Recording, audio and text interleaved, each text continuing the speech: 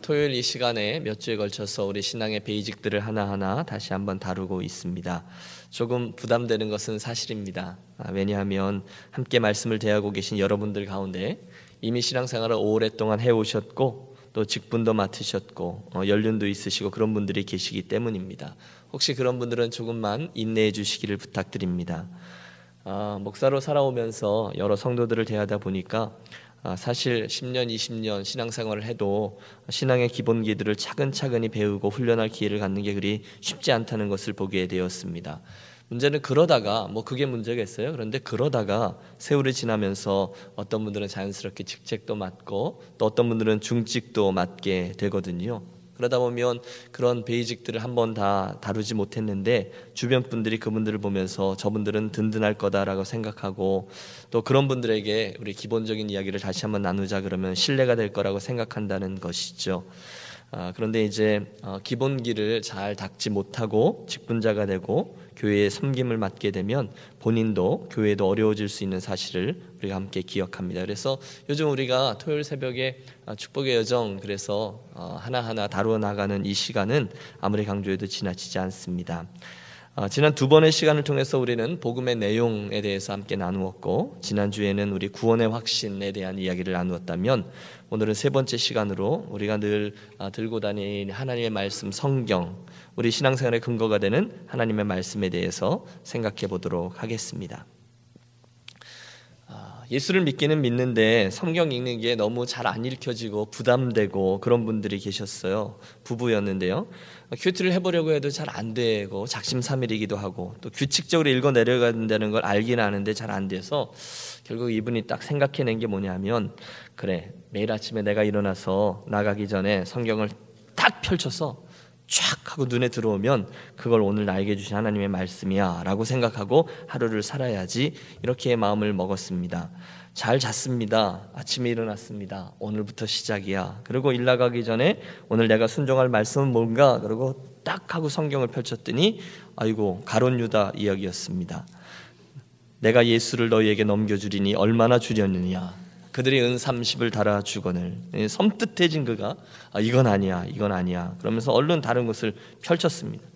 예수께서 가라사대 친구여 내가 무엇을 하려고 왔는지 행하라 하신데 이에 저희가 나와 예수께 손을 대어 잡는지라. 여러분 이럴 수가 없어 그러면서 또 한 번 성경을 딱 펼쳤대요. 그랬더니 나오는 말이 유다가 은을 성소에 넣고 물러가서 스스로 목매어 죽으니라 이렇게 되었다는 거죠. 적게 웃으시는 거 보니까 아는 이야기였다 이런 생각을 해보는데요. 사랑하는 여러분 우리는 하나님의 말씀인 이 성경을 어떻게 사용하고 있습니까? 오늘 그리스도인의 삶에 있어서 성경은 무슨 의미가 있습니까? 어째서 우리는 이 하나님의 말씀을 절대적인 진리요 표준이요 나침판이라고 주장하며 살아갑니까? 아니 가장 근원적인 질문이죠. 도대체 이 성경이 살아계신 하나님의 말씀이라는 것을 우리 무엇으로 증명하고 알 수 있습니까? 이 질문에 답하기 위해서 우리는 성경의 내적인 증거와 외적인 증거 모두를 살펴야 합니다. 우선 내적 증거입니다. 여러분 우리가 하나님의 말씀을 이 성경이 하나님께서 주신 말씀이다라고 신뢰할 수 있는 첫 번째 이유는 그 방대한 성경 말씀들의 일치를 들 수 있습니다. 성경이 66권으로 이루어져 있는 것 우리 압니다. 세 개의 대륙에서 세 개의 언어로 약 1500년 동안 각각 다른 교육 수준과 직업과 언어를 가졌던 40명 이상의 저자들에 의해 쓰여진 것이 이 말씀입니다. 하지만 이 모든 책들은 처음부터 끝까지 한 가지 주제에 초점을 가지고 쓰여져 있다라는 사실은 이것이 곧 하나님에게서부터 온 것이다라는 것을 증거하죠. 여러분 성경에 나오는 수많은 예언들, 성취들 이것도 이것이 하나님의 말씀이다라는 것을 증거합니다. 실제로 구약에만 300개 이상의 예수님에 대한 말씀이 나옵니다. 예언이죠. 그것들 모두가 성취되었다는 것은 이것이 하나님의 말씀임을 예증하죠. 세 번째 증거도 있습니다. 성경만이 가지고 있는 독특한 권위와 능력입니다. 앞에 가 있는 두 개의 내적인 증거보다 좀 주관적인 증거이지만 성경이 하나님께로부터 왔다라는 것을 증명하는 데 부족함이 없어요.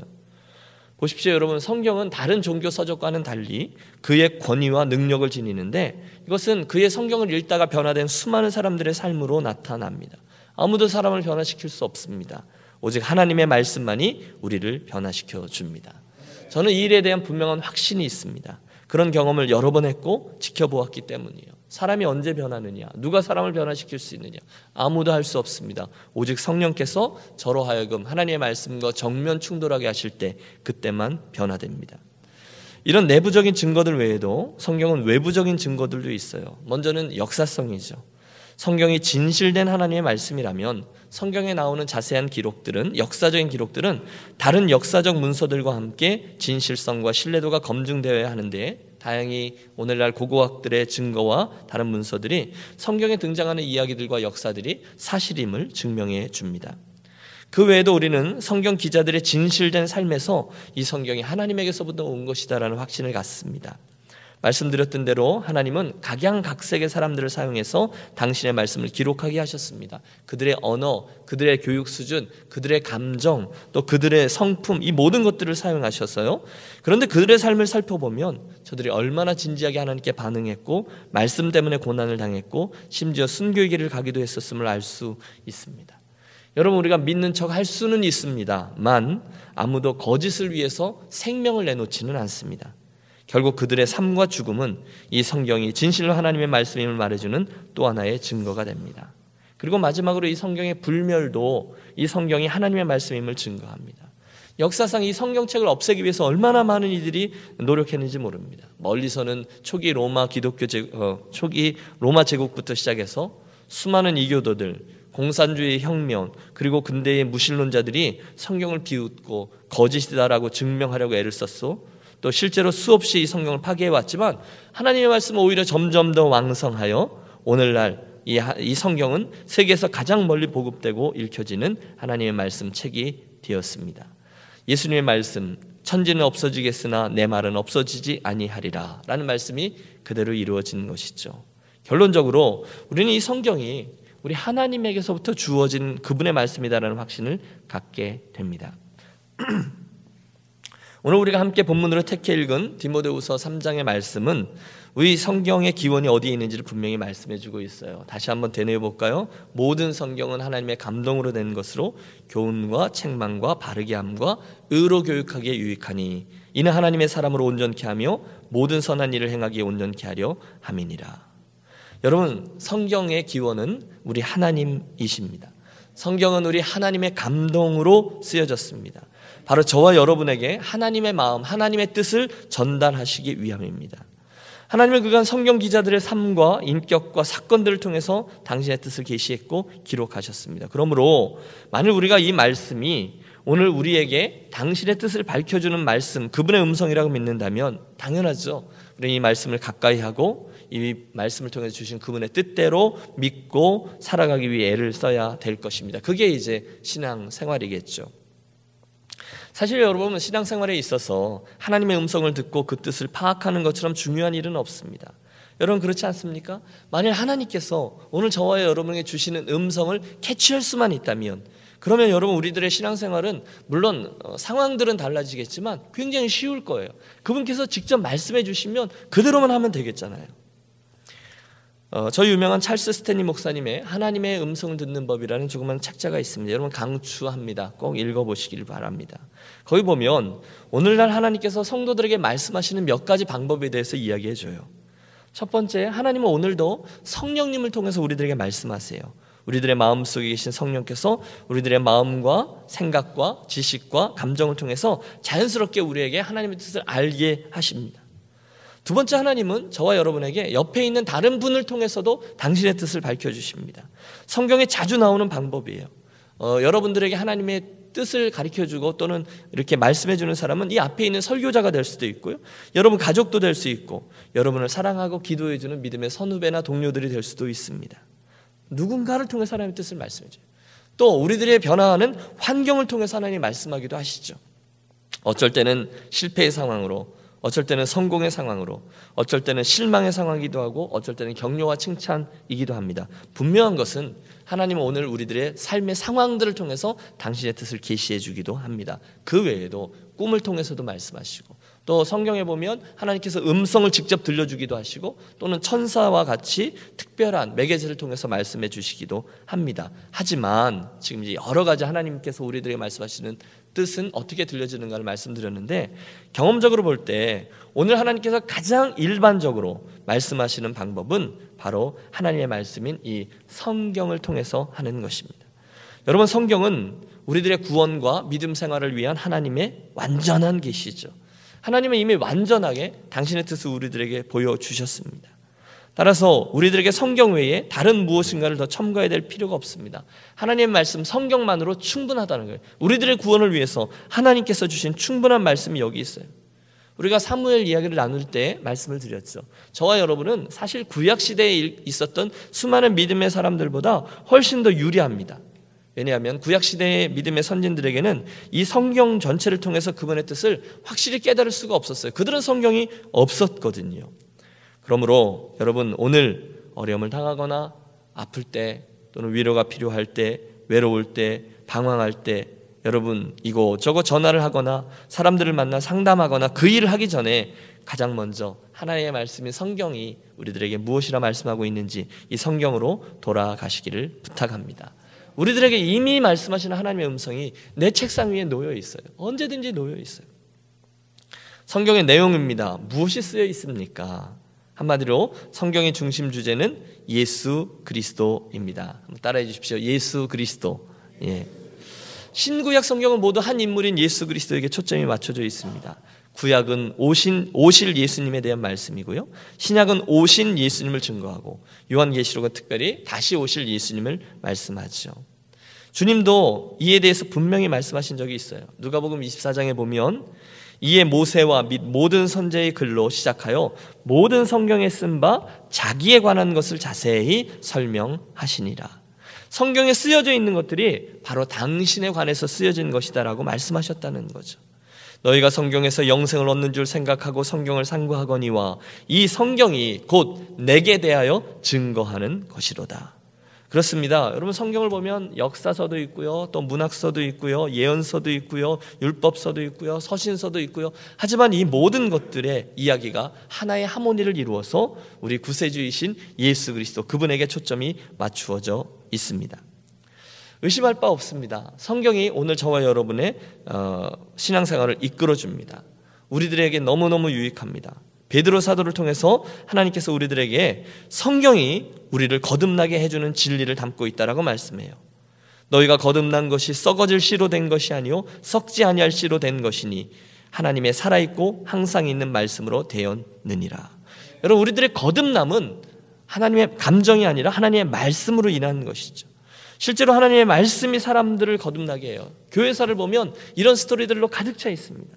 저희가 잘 아는 대로 초대교회 그의 교부였던 성 어거스틴의 회심도, 또 16세기 마틴 루터의 회심도, 18세기의 요한 웨슬리의 회심도, 20세기 한국의 길선주 목사님의 회심도 모두 다 이 하나님의 말씀으로 그들이 정면 충돌했을 때 일어난 일들입니다. 거듭나게 해요. 또 자라나게 합니다. 오직 우리 주 그리스도 예수 그리스도의 은혜와 저를 아는 지식에서 자라가라. 시냇가에 뿌리를 내리고 풍성한 물을 공급받는 나무가 잘 자라듯이 하나님의 말씀에 뿌리를 내리는 성도가 잘 자라게끔 되어 있습니다. 틀림없어요. 특별히 시편 19편을 보면 하나님의 말씀이 우리 삶에 구체적으로 어떻게 역사하는지를 4가지로 말씀합니다. 여호와의 율법은 완전하여 영혼을 소생케 하고 여호와의 증거는 확실하여 우둔한 자로 지혜롭게 하며 여호와의 교훈은 정직하여 마음을 기쁘게 하고 여호와의 계명은 순결하여 눈을 밝게 하도다. 할렐루야. 하나님의 말씀만이, 여러분 다른 곳에서 소망을 찾지 마십시오. 말씀만이 우리들의 영혼을 소생케 하고 지혜롭게 하며 마음을 기쁘게 하고 눈을 밝혀줍니다. 여러분, 우리가 요즘에 하나님께서 우리 인생과 또 교회 공동체에게 영적인 각성과 부흥 주시기를 소원하고 있습니다. 누가 안 그러겠어요? 그런데 여러분, 구약 성경부터 보면 하나님의 부흥은 항상 이 말씀에서 시작됩니다. 구약시대 히스기야 때 이스라엘에 있었던 전대미문의 영적 각성 운동이 있었습니다. 출발점이 성전을 수리하다가 그곳에서 나온 하나님의 말씀을, 이렇게 백성들이 있는데 하나님의 말씀을 낭독하는 데서부터 시작했습니다. 다윗의 인생을 정리해보면 비록 그의 중간중간 인생에 얼룩들이 있기는 했지만 한마디로 그가 하나님의 친구라고 표현할 수 있을 만큼 하나님과 동행했음을 우리 발견합니다. 우리 2시간이나 들여서 다윗의 인생을 살폈습니다. 한마디로 말하면 그만하면 성공한 인생을 산 겁니다. 하나님은 목자십니다. 피난처이십니다. 친구입니다. 바위십니다. 방패입니다. 요새입니다. 여러분 어떻게 그렇게 고백하며 살 수 있을까요? 비결이 시편 119편에 나와요. 주의 말씀은 내 발의 등이요 내 길의 빛이니이다. 하나님의 말씀을 늘 묵상하다 보니까 하나님의 친근히 내 옆에 계신 분처럼 경험하며 살아갈 수 있었어요. 하나님 말씀 때문이었다는 거죠. 말씀이 그의 삶을 이끌었어요. 여러분 우리가 마태복음에 보아도 7장이죠. 예수께서 우리들의 인생을 집 짓는 자다. 집 짓는. 그래서 그 비유를 통해서 말씀합니다. 저의 인생이 말씀에 있고 그 말씀 위에 인생을 세우는 자는 반석 위에 집을 짓는 자고, 반대로 저의 인생에 말씀이 없고 자기 뜻대로 인생을 세우는 자는 모래 위에 집을 짓는 자라는 것입니다. 여러분 모두들 열심히 뛰고 계십니다. 우리 평상시에는 별로 차이가 없습니다. 하지만 비가 오고 바람이 불면 차이가 확연해집니다. 어떤 집은 끄떡 없습니다. 하지만 어떤 집은 무너집니다. 기초가 다르기 때문이에요. 인생을 이렇게 살아야 한다. 한쪽에는 그 삶의 매뉴얼이 있지만 한쪽에는 없어요. 시편 1편, 시편 기자, 시냇가에 심기운 자라고 말씀하는데 그의 인생은 오직 여호와의 율법을 즐거워하며 그 율법을 주야로 묵상하는 자로다라고 되어 있습니다. 사랑하는 여러분, 인생을 하나님의 말씀에 뿌리를 내려 살아가기 원하십니까? 그렇다면 주의 율법을 즐거워하며 그 율법을 날마다 묵상하는 그런 인생 살아가시기를 권합니다. 삶을 이끌어요. 청교도 그 혁명을 이끌었던 올리버 크로멜이 어느 날 전투에서 적군이 쏜 탄환에 맞고 왼쪽 탄환 가슴을 맞고 쓰러집니다. 그가 쓰러져 갈 때 그의 부하가 저를 부축하죠.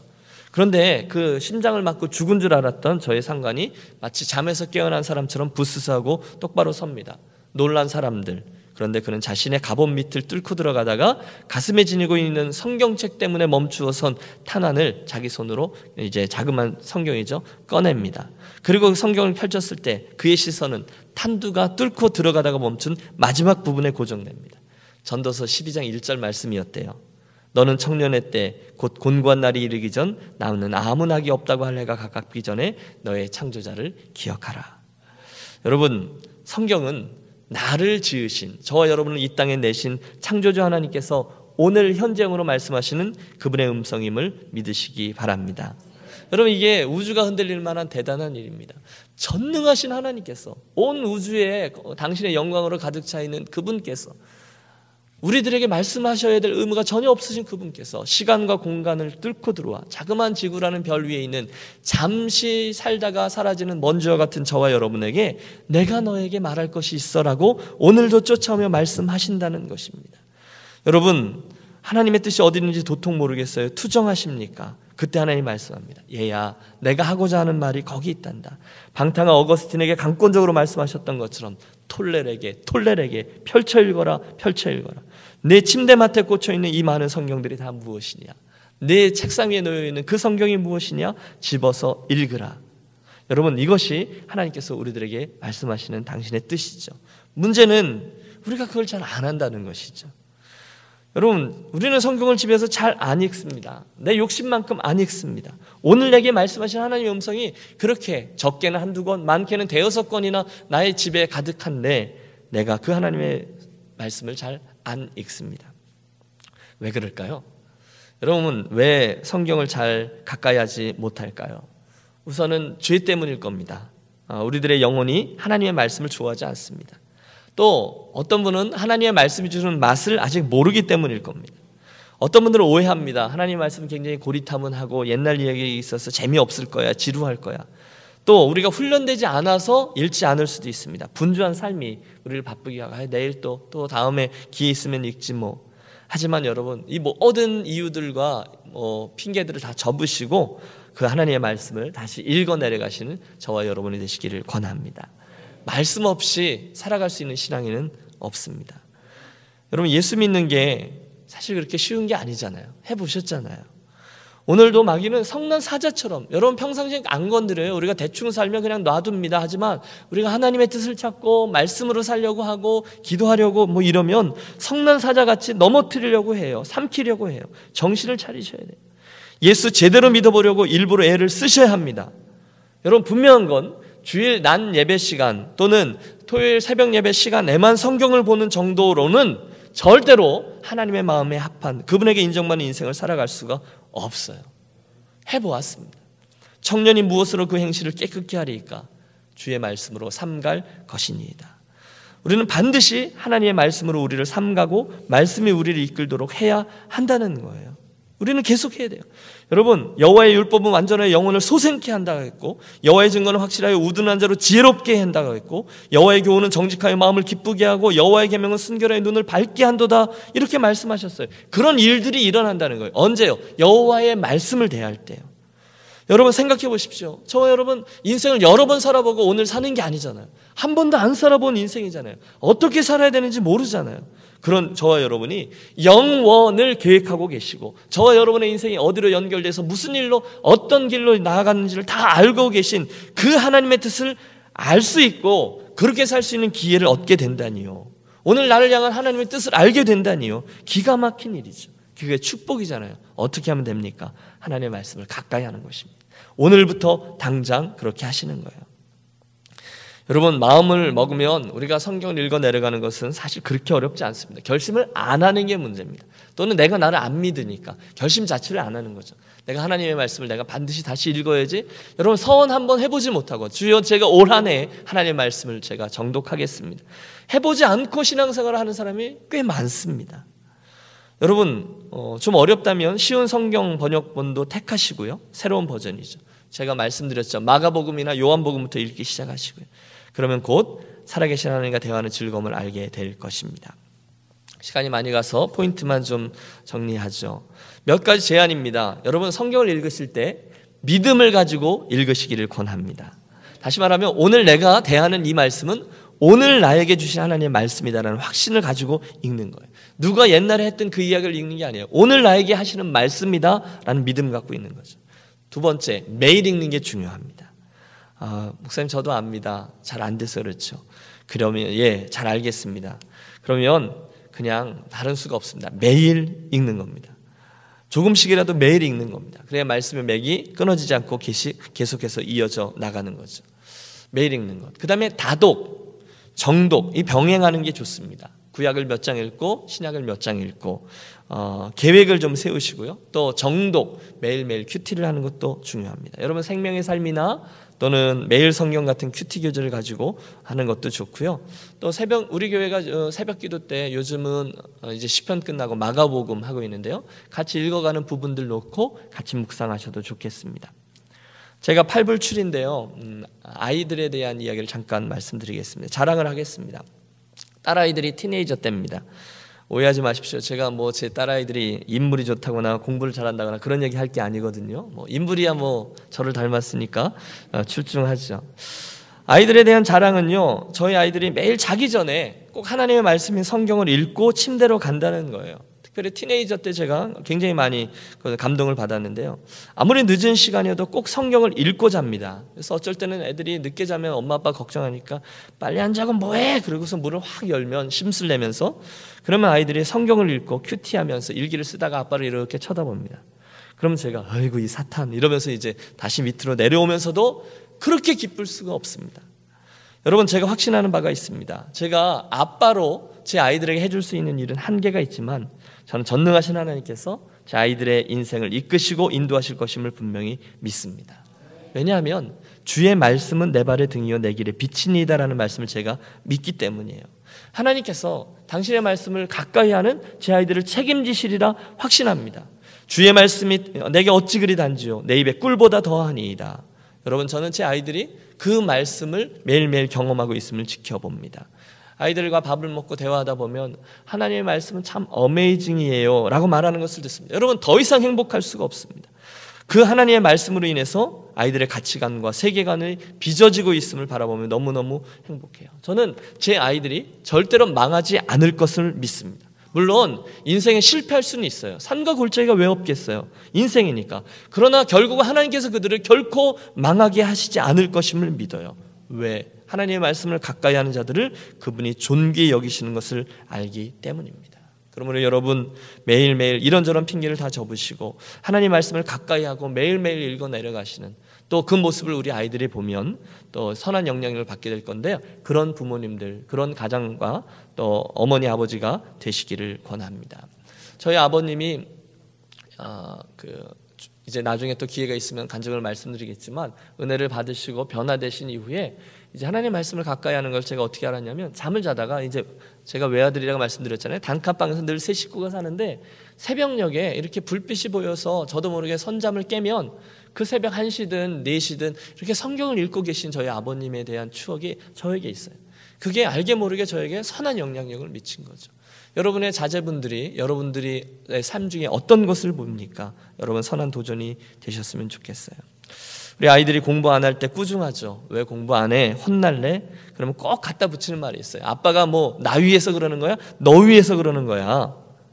영적으로도 똑같습니다. 여러분, 우리가 누구를 위해서 하나님의 말씀을 배우고 익힙니까? 나를 위해서인 거죠.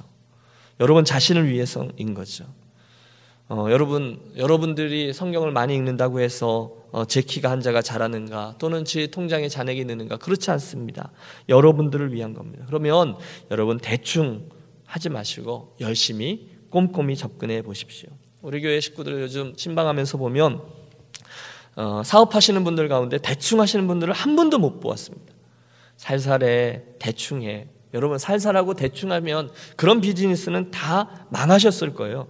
그런데 여러분, 제 도전은 이겁니다. 사업은 그렇게 열심히 하시는데, 정말로 열심히 하는데, 인생에서 가장 중요한 이 예수 믿는 일을 혹시 적당히 하고 계시지는 않습니까? 안 된다는 것입니다. 마지막으로 여러분, 하나님의 말씀을 읽으셨으면 그 말씀대로 순종하고 훈련하는 일들을 권합니다. 하나님의 말씀의 원리대로 살아가는 것, 실험하고 또 훈련되어지면 그 다음에 믿음의 사이즈로 자라나게 되는 것이죠. 그러면 그 말씀이 우리들의 삶을 이끌입니다. 마지막 제 간증을 잠깐 하고 마치도록 하겠습니다.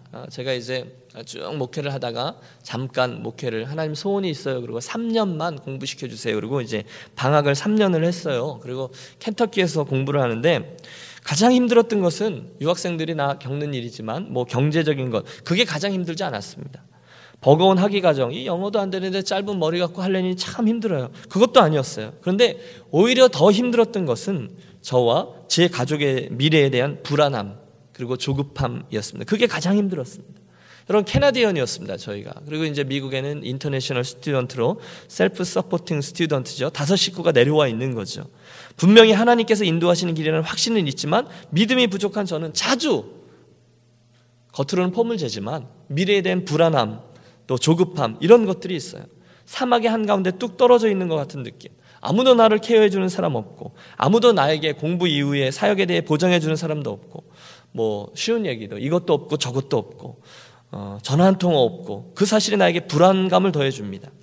그때 그 사막의 한가운데 있던 저는 광야의 시간이라고 생각하는데요. 그때 저를 버티게 해준 게, 매일매일 믿음의 싸움을 감당하게 해준 게 그 학교에 스터디 캐롤이 있어요. 공부방에 들어가서 매일매일 아침마다 했던 그 큐티들입니다. 하루하루 5 식구의 가장으로서 유학생활을 연장해 가던 저에게 매일 아침에 들려주시던 하나님의 말씀은 정말로 송이꿀보다 달죠. 그때의 그 말씀들이 사실은 그 불안하고 조급했던 저를 버티게 해준 거예요. 그 중에 하루에 이제 큐티 했던 내용인데 제가 그대로 읽어드리고 기도하겠습니다. 큐티하던 중 전도서의 말씀이었어요. 형통한 날에는 기뻐하고 곤고한 날에는 생각하라. 하나님이 이 2가지를 병행하게 하사 사람으로 그 장래일을 능히 헤아려 알지 못하게 하셨느니라. 그리고 이제 제가 써내려가는 거죠. 한참 말씀 앞에 서 있다. 말만 멋있는 유학생활을 통과하면서 자주 빠지게 되는 함정 하나는 나중에라는 생각이다. 학위 마치면, 좀 덜 바빠지면, 그때 가서는, 미래에 사역할 때에는 등등 미래에 포커스를 맞춘 내 관심은 오늘 이곳 삶에 대한 내 삶의 의미를 흐리게 만든다. 이로 인해서 오늘이라는 시간은 덜 의미 있어지고 마치 빨리 통과해버리고 마는 하나의 과정으로 치부할 때가 많다. 내일, 그때, 나중에. 그러나 이처럼 무기력하고 무책임한 단어가 어디 있는가? 엄밀히 말해서 이것은 내 소관이 아니지 않는가? 내가 내 미래에 대해서 특별히 생, 사, 화, 복 중에 내 힘으로 좌우할 수 있는 일이 얼마나 되는가? 나는 하늘 아버지 앞에 청직이 된 한 명의 사람, 한 명의 인생 아닌가? 그렇다. 나는 오늘 말씀대로라면 장래 일을 능히 헤아려 알지 못하는 한 명의 사람일 뿐이다. 따라서 오늘 내게는 아버지의 은혜가 화두다. 장래 일을 능히 헤아려 알지 못하게 하셨느니라. 여러분, 그게 당연하다는 거죠. 아내가 성경 공부 참석했다가 듣고 온 예화가 생각난다. 긴 시간 운전하는 여행을 할 때 뒷좌석의 아이는 자기가 지금 어디 가는지, 무엇 때문에 차를 타고 있는지, 지금 밖에 무슨 일이 벌어지고 있는지, 주유소에 서기 위해 어디쯤 멈춰야 하는지 등등의 일에는 관심이 없다. 그저 손에 잡혀있는 장난감을 가지고 노는 재미에 빠져 거기에만 관심이 쏠린 채 1시간, 2시간 열심히 놀기만 한다. 그러나 어느덧 아빠의 운전은 저들을 최종 목적지에 안전하게 도착하도록 만들어준다. 오늘 내 삶이 그와 같다. 믿음의 실현입니다. 오늘 나는 이곳에서 오늘 내 손에 주어진 장난감 같은 주제들을 붙들고 고민한다. 때때로 학업의 문제로, 재정의 문제로, 미래 사역에 대한 문제로, 때때로 가정사의 문제로 고민하고 힘들어하며 그것들 바라보고 씨름하곤 하지만 결국 내 인생 전체를 운전하고 계시는 하늘 아버지의 손길은 가장 선한 곳, 그 최종 목적지로 나를 인도하시리라. 오늘 내 인생은 바로 그 사실을 믿느냐 믿지 못하느냐의 싸움이며 만사를 성취하시는 하나님의 일에 대해서 믿는 자로 사느냐 아니냐의 싸움이다.